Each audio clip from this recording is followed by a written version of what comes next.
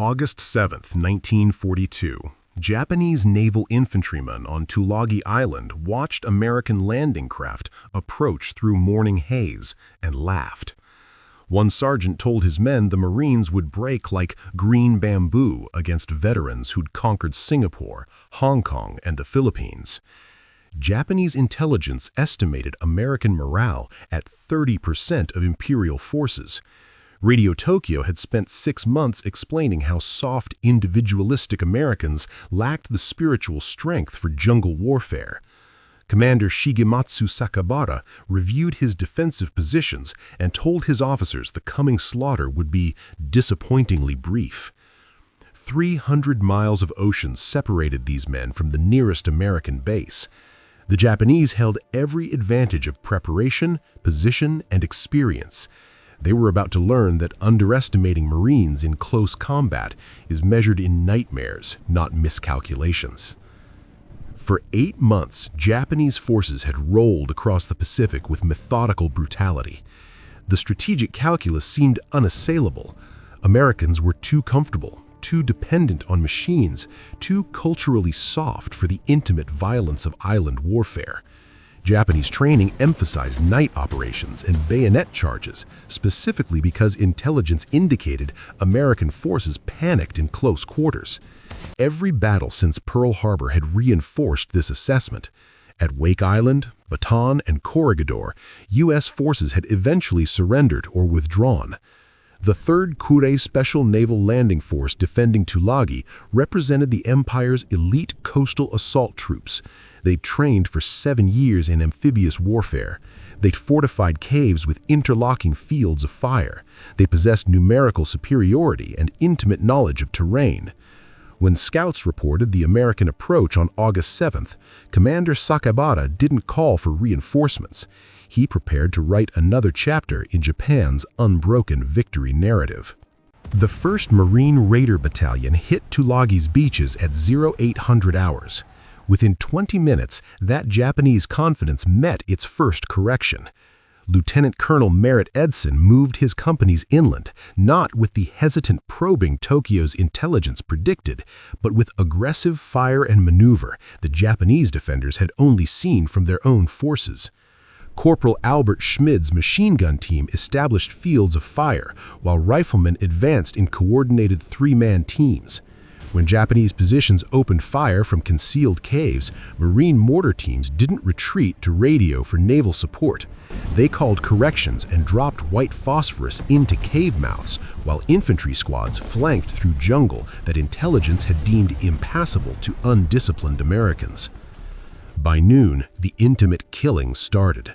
Japanese defenders had prepared caves as killing zones, narrow approaches, overlapping fire, positions that required attackers to expose themselves completely. Marine Gunnery Sergeant Keith Burns led his squad directly into the first fortified complex on Hill 281. The Japanese opened fire at 7 meters. Burns took rounds through his left shoulder and kept moving forward.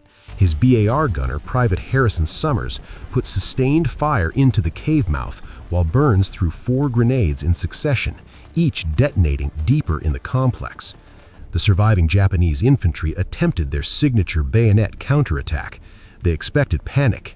They met Marines who trained with knives and rifle butts as seriously as any bayonet drill. The cave floor became a tangle of bodies.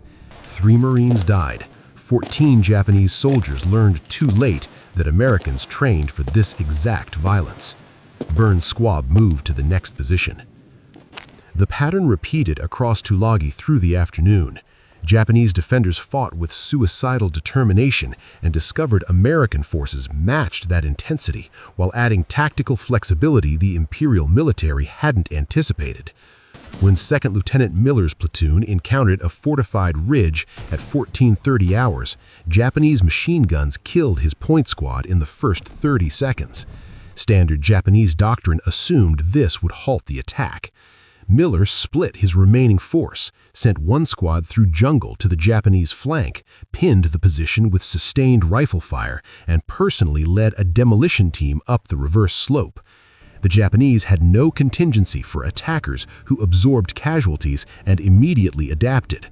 Miller's team detonated satchel charges inside 2 fighting positions, while his flanking squad killed the crews attempting to relocate. The ridge fell in 12 minutes. As sunset approached, Japanese commanders faced a recognition that began reshaping their understanding of American forces.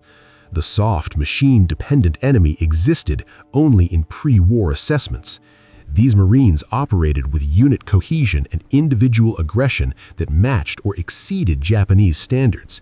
Radio intercepts captured Japanese officers reporting American forces fighting with unexpected ferocity and demonstrating no fear of close combat. One message noted with evident confusion that Marine units continued attacking after taking casualty rates that should have shattered their morale. The message requested immediate reinforcement. No reinforcement existed within 300 miles. Then night fell, and Japanese confidence encountered its complete destruction. Japanese forces had trained extensively for night combat, specifically because American troops supposedly feared darkness and depended on technological support. At 2200 hours, Japanese infantry launched the first of 6 banzai charges against Marine positions on Hill 281. They expected chaos, friendly fire, collapse. They ran directly into interlocking machine gun fire from Marines who'd positioned weapons during daylight, specifically for night defense. Corporal Schmid's gun team killed 47 attackers in the first charge. Japanese survivors regrouped and attacked again at 22:45 and again at 1:30. Each charge met the same result: disciplined fire, maintained positions, and Americans who held ground in darkness with the same ferocity they'd shown in daylight. The Japanese attacked throughout the night because their doctrine provided no framework for what they encountered. How could individualistic Americans maintain unit cohesion without officers visible to enforce discipline? How could undisciplined troops hold firing positions while enemies close to grenade range? Each failed charge compounded the psychological damage. Japanese soldiers had built their martial identity on superior fighting spirit. Now that spirit broke against Americans who fought back harder. Intercepted communications grew increasingly desperate. One message transmitted at 3:40 a.m. reported Marines impossible to dislodge and requested permission to withdraw. Commander Sakabata denied the request. His forces would hold every position to the last man. By dawn, that's exactly what they'd done. August 8th brought no respite. Marine raiders cleared the remaining cave complexes with flamethrowers and demolitions, but the psychological shift had already occurred. Captured Japanese documents revealed the depth of miscalculation. One diary entry from a naval infantryman described American Marines as demons who do not fear death and fighting with a savagery we were told they did not possess. Another noted, "We were assured they would break. We were the ones who broke." The few Japanese survivors who escaped to Florida Island carried reports that fundamentally altered Japanese tactical assumptions about American ground forces. The soft enemy had killed defenders at a 3-to-1 ratio in close combat. The troops who supposedly couldn't handle jungle warfare maneuvered through terrain Japanese forces considered impassable. The Americans who lacked fighting spirit launched night assaults that drove Japanese veterans from prepared positions. Meanwhile, across Iron Bottom Sound, the main Marine landing on Guadalcanal proper encountered no resistance. Japanese construction forces had fled into the jungle, abandoning a nearly complete airfield that would become Henderson Field. The ease of that landing made Tulagi's Butcher's Build more devastating in Japanese calculations. If the Americans could seize objectives without resistance in one location while simultaneously destroying Japanese elite forces in another, what did that indicate about relative combat power? Japanese Imperial Headquarters received reports of both landings simultaneously. The strategic implications arrived with brutal clarity.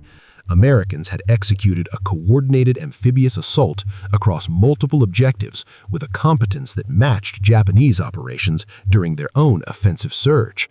The qualitative gap Tokyo's intelligence had promised did not exist. The Battle of Tulagi ended on August 9th after 36 hours of continuous combat. The 1st Marine Raider Battalion counted 38 dead and 55 wounded. Japanese forces suffered 476 killed out of 500 defenders, a 95% casualty rate. Only 3 Japanese soldiers surrendered. The rest died in positions they'd been assured Marines lacked the courage to assault.